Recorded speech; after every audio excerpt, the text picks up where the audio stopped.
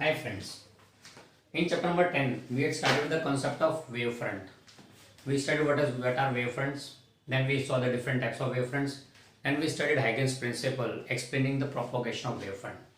That was just an initial portion regarding wave optics. A property connected to wave, light as a wave, was wavefront. Next, we go on for study of wave optics. We will take three phenomena concerned with wave optics. One is interference, second is diffraction, third is polarization. Let us first start with the concept of with the interference. Interference means what? So when more than one light waves or more than one waves superpose at a point, and they are superposing here at a point P, they are superposing. Now superpose means what? It means at same time, at same position. Superposition means at same time, at same position. That's called superposition. So when more than one wave superpose at a point in the medium, then the resultant effect arising is called interference. The interference is a phenomenon arising due to superposition of more than one waves at a point in the medium. Okay. Here we will be studying interference regarding light waves. In case of light waves. Okay. Sound waves के case में interference हमने पढ़ लिया in standard 11 chapter number 15 waves. The phenomenon was beats. Beats was a phenomenon concerned with interference of sound waves. यहाँ पे हम जो लेने वाले हैं वो interference of light waves. Now we know that light waves are transverse waves, somewhat like this. ये उनका axis हो गया. The uppermost point is called crest and the lowermost point is called trough. Okay. So when two waves are superposing here, there are three possibilities. क्या? एक तो यहाँ पे crest superposes on crest of other, one crest superposes on crest of other. दूसरा possibility, trough of one superposes on trough of other. And तीसरा possibility, crest of one on trough of other.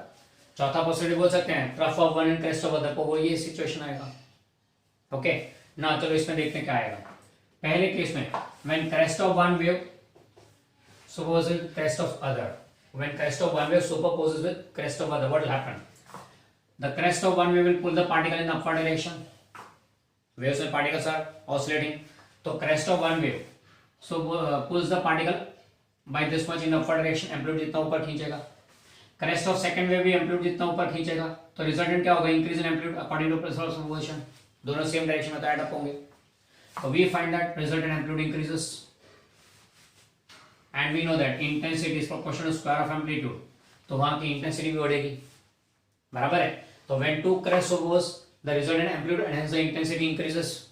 So that portion appears bright. Light के case में intensity का increase होना है ना, bright बोलेंगे उसको.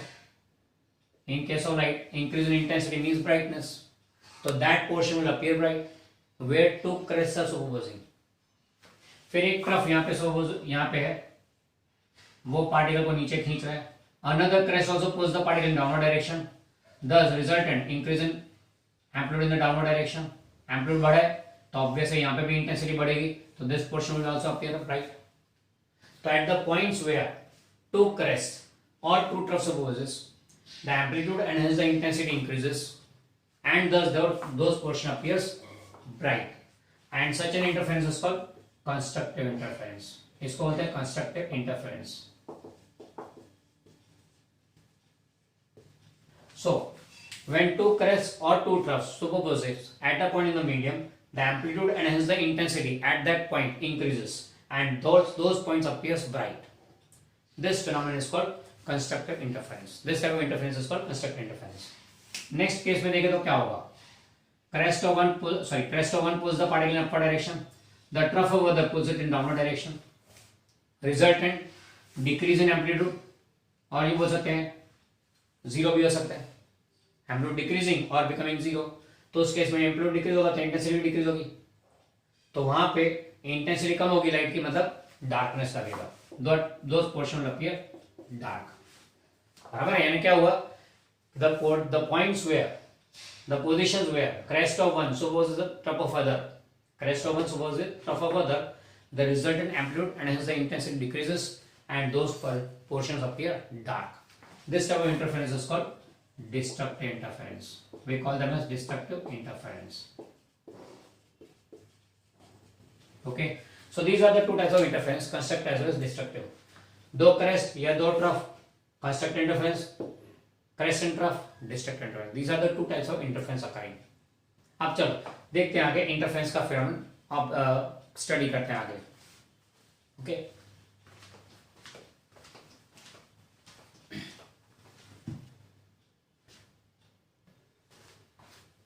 so now let's study the interference due to two waves at a point on the screen. Suppose ये एक स्क्रीन है, यहाँ पे दो सोर्सेज हैं S1 and S2, both are emitting light waves. हम लोग देखते हैं कि यहाँ पे point P on the screen, what is the effect at that point P.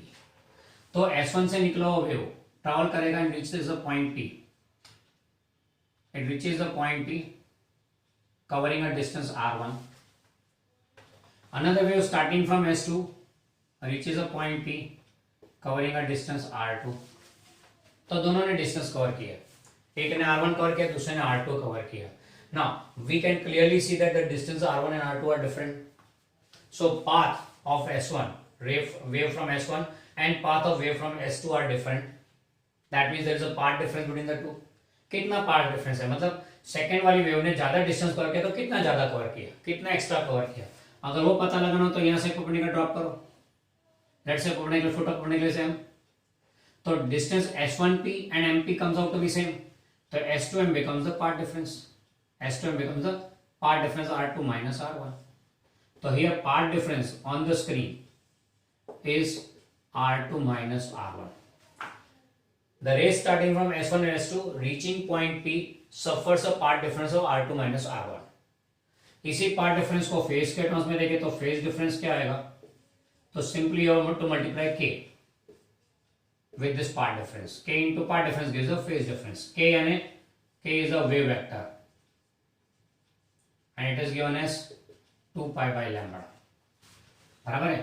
तो पॉइंट P पे इन दोनों सोर्सेज से निकलने वाले वेव्स के बीच का part difference R2 minus R1 as well as phase difference K into R2 minus R1. Multiply the part difference with phase difference K wave vector, you get the phase difference. Okay, तो जरूरी है कि R1 R2 is always bigger than R1 नहीं. अगर point आपने यहाँ नीचे लिया है तो in that case R1 will be bigger and R2 will be smaller. तो पार्ट डिफरेंस क्या हो जाएगा R1 minus R2. If you take a point here lower side, let's say P dash, तो क्या होगा, S1 से ज्यादा डिस्टेंस, S2 से कम distance, path difference R1 minus R2 होगा. So it doesn't matter which one is bigger, which one is smaller. The difference of the path is what matters. Okay. Now, at point P, the intensity, resultant intensity due to these two will be given as, the intensity at point P. Intensity at point P due to interference of two waves. Intensity का formula क्या था, I is equal to I0 cos square K into path difference R2 minus R1 upon 2, यानी कि phase difference divide by 2 आएगा, phase difference divide by 2 या K into path difference by 2. ये intensity का formula है point P. This is the formula for intensity at point P. Okay, now यहाँ पे जो फेज डिफरेंस है K into R2 minus R1, बराबर है. अब ये फेज डिफरेंस अगर does not change with time, if phase difference remains constant, phase difference remains constant with respect to time, does not change with time, and that in that case the sources are said to be coherent sources. These sources are called coherent sources. If phase difference between the two waves at a given point does not change with time, constant with respect to time, then these are called coherent sources. And if phase difference varies with time, then these are called non-coherent sources. Non-coherent sources. अब situation क्या हो गई coherent source और non coherent source के कारण, अगर phase difference constant है तो इंटेंसिटी भी कांस्टेंट रहेगी. यहाँ पे अगर ब्राइट है तो ब्राइट रहेगा, डार्क हो तो डार्क ही रहेगा, दैट विल नॉट चेंज. बराबर, अगर फेज डिफरेंस कांस्टेंट है तो आई भी कांस्टेंट रहेगा, यानी अगर ब्राइट है तो ब्राइट रहेगा, डार्क है तो डार्क ही रहेगा ऑलवेज. तो in that case we get stationary interference. Stationary interference यानी क्या, such an interference in which such an interference in which intensity at different points do not change with time. जहाँ पे bright है वहाँ bright है, जहाँ dark है वहाँ डार्क है, जहाँ ब्राइट है वहाँ ब्राइट है, जहाँ डार्क है वहाँ डार्क रहे. The intensity does not change with time, that's for stationary interference. पर अगर इंटेंसिटी चेंजिंग विद टाइम है तो that's for non stationary interference. तो स्टेशनरी इंटरफेरेंस लाने के लिए you need coherent sources. So condition है for stationary interference coherent sources are must. Only coherent sources can produce stationary interference, non coherent sources can not. Now, if in our room we have two tube lights working together, तो दो source हो गए, ये दोनों से निकलने वाले waves medium में इंटरफेयर कर रहे हैं एक दूसरे से, इंटरफेयर करने का इंटरफेरेंस प्रोड्यूस हो रहा है। तो दो सोर्स अगर आपके रूम में दो ट्यूबलाइट्स हो तो डेफिनेट इंटरफेरेंस करेंगे। पर ये दो सोर्स कैसे ट्यूबलाइट्स हमारे जो रूम में है वो they are having their phase difference varying with time depending on jumping of electrons. बराबर, गैस डिस्चार्ज हो रहा है उसमें जंपिंग ऑफ इलेक्ट्रॉन पर डिपेंड करता है कि कैसा होगा, पर phase difference are continuously varying. So these are non coherent sources. इसलिए हमको क्या देखने मिलता है, bright and dark intensity, high and low intensity continuously changes with time, the intensity at different point changes with time. So what we are able to see is an average effect of that change of intensity. Changing intensity का average effect दिखता है, इसलिए हमें कोई bands नहीं दिखेंगे bright dark. If these would have been coherent sources, if these two sources in a room, that is the tube lights, are coherent sources, यानी कि उनके बीच का phase difference constant maintain रहता, if they would have been coherent sources, then we would have got stationary interference, and उसके कारण क्या होगा, हमें हमारे आसपास मीडियम में बैंड दिखेंगे, bright dark alternate bright dark band दिखेंगे। यानी कि आप जेल में खड़े हैं एंड वो रॉड्स दिख रहे हैं ऐसा लगेगा, alternate bright and dark bands will be seen अगर ये कोहेरेंट सोर्सेज होते तो। But as we are not able to witness such phenomena, that means this non-stationary interference is taking place. That means the sources in our room are non-coherent sources. Okay, maybe it's a God's gift कि भाई हमारे यहाँ सारे sources non-coherent sources हैं, इसलिए हमको ये देखने को नहीं मिलता। तो can we get stationary interference? Yes, if you get coherent sources, then definitely yes. हम आगे देखेंगे how to obtain coherent sources. A popular experiment, Young's experiment, we have to study to understand how coherent sources are produced and what the stationary interference looks like. Okay, वो हम लोग आगे देखेंगे। अभी फिलहाल इस इंटेंसिटी के फॉर्मूला पर से हम लोग चलते हैं कंडीशंस। किस कंडीशन में कंस्ट्रक्टिव इंटरफेरेंस आएगा, किस कंडीशन में कंस्ट्रक्टिव इंटरफेरेंस मिलेगा, एंड किस कंडीशन में डिस्ट्रक्टिव इंटरफेरेंस मिलेगा। Okay, let's see that condition for constructive and destructive interference.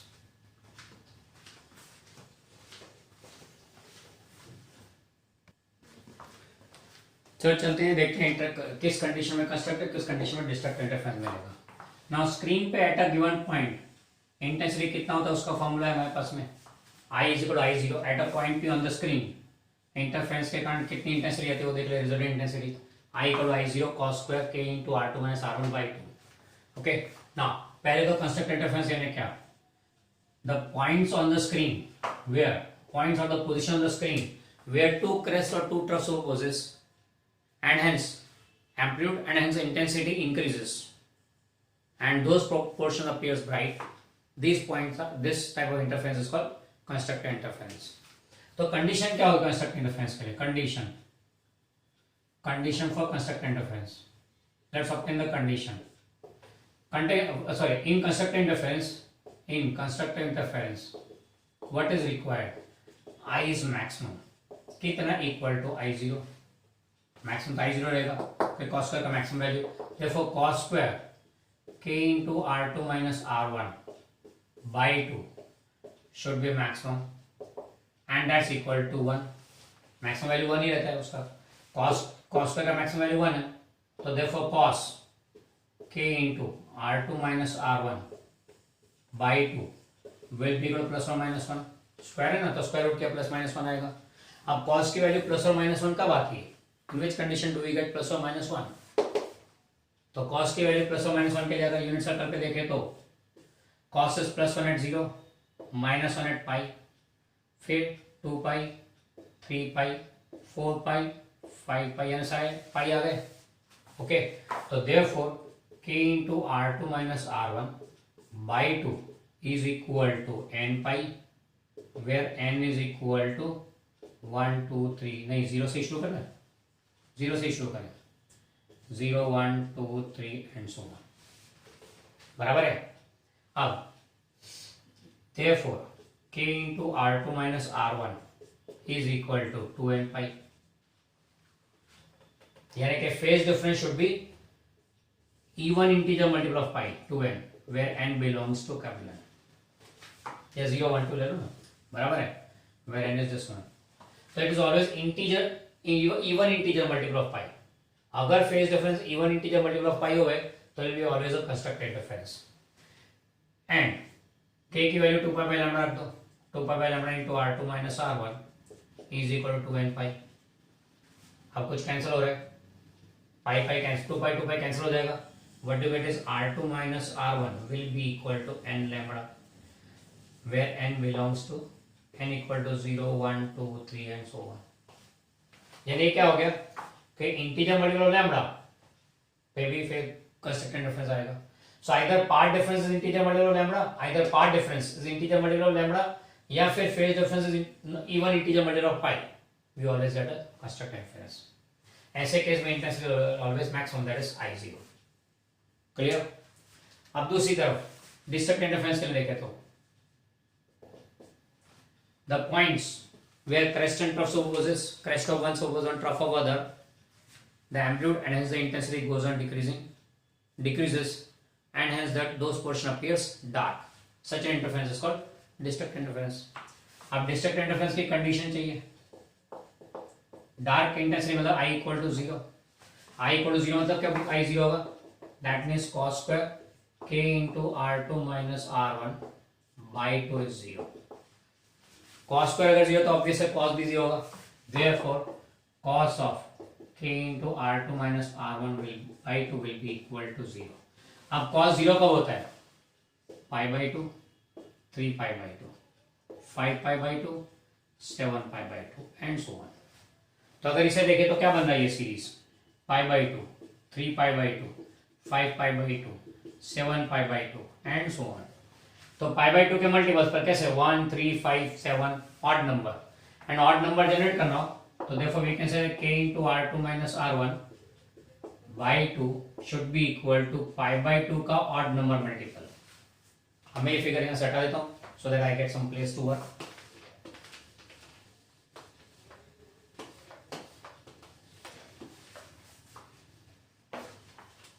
Therefore cos k into r2 minus r1 by 2 is 0.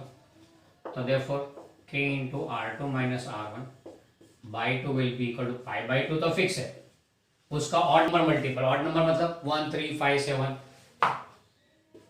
तो ऑड नंबर जनरेट करने 2 n minus 1 where n is equal to 1 2 3 and सो. 1 रखो तो pi by 2 आएगा, 2 रखो तो 3 pi by 2 आएगा, 3 रखो तो 5 पाई बाई 2 आएगा एंड सो ऑन. तो n की वैल्यू 1 से शुरू करनी है, बराबर है. तो ये हो गया बाई 2 कैंसिल, तो what you get is k into r2 minus r1 is equal to 2n minus 1 into 5. ये कंडीशन हो गया फेज डिफरेंस पे, ये कंडीशन हो गया फेज डिफरेंस पे. यानी कि phase difference should be odd integer multiple of pi. यहाँ पे क्या था even integer multiple of pi, यहाँ odd integer multiple of pi. अगर part phase difference odd integer multiple of pi हो तो यहाँ डिस्ट्रक्टेड इंटरफेरेंस बनेगा. फेज पार्ट डिफरेंस पे देखें कंडीशन तो, एंड k की जगह 2 पाई बाई लैम्बडा रखें, r2 minus r1 is equal to 2n minus 1 pi. Pi pi cancel हो गया तो therefore r2 minus r1 will be equal to pi pi cancel हो गया 2n minus 1 into lambda by 2. ये part difference पे condition है where n is equal to 1 2 3 and so on. Okay 1 2 3 and so on. ये हो गया 2n minus 1 lambda by 2. यानी ये condition phase difference path difference के डिस्ट्रक्टेड डिफरेंस के लिए, ये condition phase difference path difference के कंस्ट्रक्टेड डिफरेंस के लिए. Okay in under this condition you will get constructive, under this condition you will get destructive. मैंने दोनों साइड बाय साइड इसलिए रखा है ताकि तुमको कंपैरिजन ख्याल आए. यहाँ आई मैक्सिमम, यहाँ आई 0. cos स्क्वायर मैक्सिमम आएगा, यहाँ 1 आएगा तो cos स्क्वायर 0 आएगा यहाँ पे and so on. You get the relations. Okay अब ये हमें पता लग गया कि किस कंडीशन में कंस्ट्रक्टिव और डिस्ट्रक्टिव होगा. तो फिर नाउ वी कैन जज कि ऑन द स्क्रीन कहाँ पे क्या बनेगा, ऑन द स्क्रीन कहाँ पे क्या बनेगा पता लगेगा. चलो देखते हैं intensity on the screen how it is distributed. Intensity distribution on the screen देखते हैं.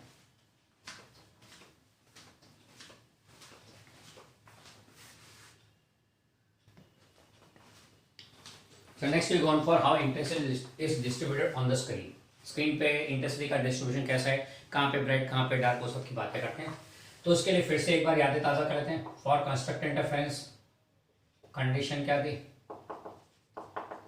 कंस्ट्रक्ट इंटरफेरेंस के लिए कंडीशन थी part difference should be equal to n lambda और phase difference should be equal to 2n pi where n is equal to 0 1 2 3 and so on.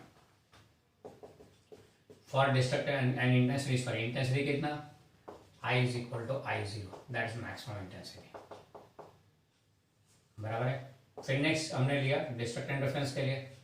For destructive interference condition क्या है, तो destructive interference के लिए path difference should be equal to 2n-1 lambda by 2 and phase difference should be equal to 2n-1 पाई.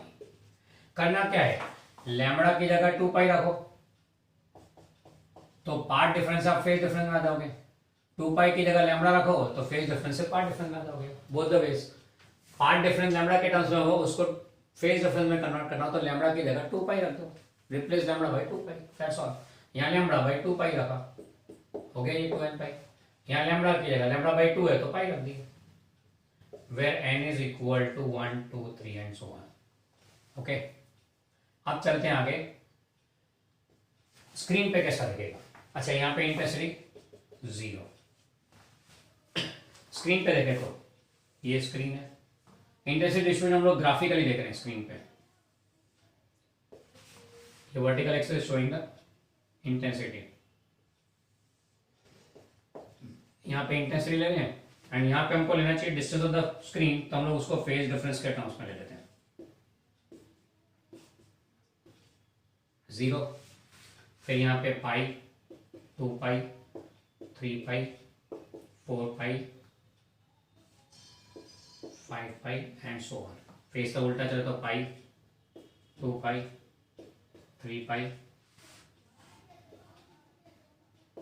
4 पाई 5 पाई. आगे जगह नहीं इसलिए यहाँ तक रोकते हैं. ओके, अब फेज डिफरेंस 0 कहाँ पे आएगा, n इक्वल 0 रखो तो फेज डिफरेंस भी ये इवन इंटीजर मल्टीपल हो तो यहाँ पे कंस्ट्रक्टिव, और ऑड मल्टीपल हो पाई का तो डिस्ट्रक्टिव. सीधी सी बात है. कंस्ट्रक्टिव तो इंटेंसिटी आई 0. अब 0 कहाँ पे आएगा तो कंस्ट्रक्टिव में, तो 0 पे आएगा कंस्ट्रक्टिव इंटरफेरेंस. पाई ऑड मल्टीपल है तो 0 इंटेंसिटी.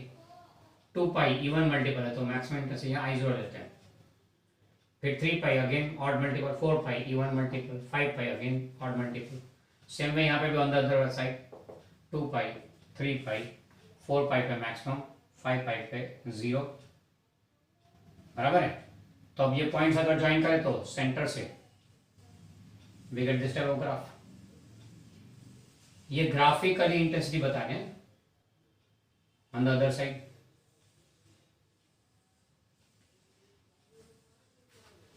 ओके, ये एक्चुअली कहां पे स्क्रीन, ये रहा सेंटर स्क्रीन का है ना, ओ बोल देते हैं. स्क्रीन से ऊपर के पॉइंट, सेंटर से ऊपर के पॉइंट, यहाँ 2 सोर्स है, 2 सोर्स S1 एंड S2. ये स्क्रीन हो गई. अब सेंटर से ऊपर के पॉइंट इस तरफ है, सेंटर से नीचे के पॉइंट इस तरफ है. सो ग्राफ में 0 above, 0 positive side is above the points over that centre एंड 0 to left side negative side पे ये नीचे की तरफ है. इन्हें पूरा का पूरा यूं रखा हुआ है. यानी 0 पे यानी सेंटर पे it's a construct interference, so bright intensity. बराबर है. इसको हम लोग बोलते हैं सेंट्रल मैक्सिमम. सेंटर पे मैक्सिमम, सेंट्रल मैक्सिमम.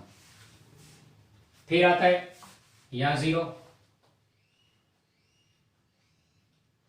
यहाँ आता है 0 तो हो जाएगा first minimum, sorry central bright बोलेंगे यहाँ पे, सेंट्रल मैक्सिमम नहीं, सेंट्रल ब्राइट.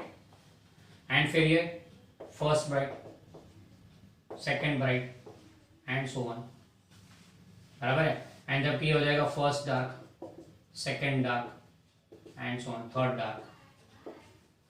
यानी यहाँ पे ब्राइट फिर डार्क फिर ब्राइट फिर डार्क फिर ब्राइट फिर डार्क फिर ब्राइट फिर डार्क एंड सो ऑन.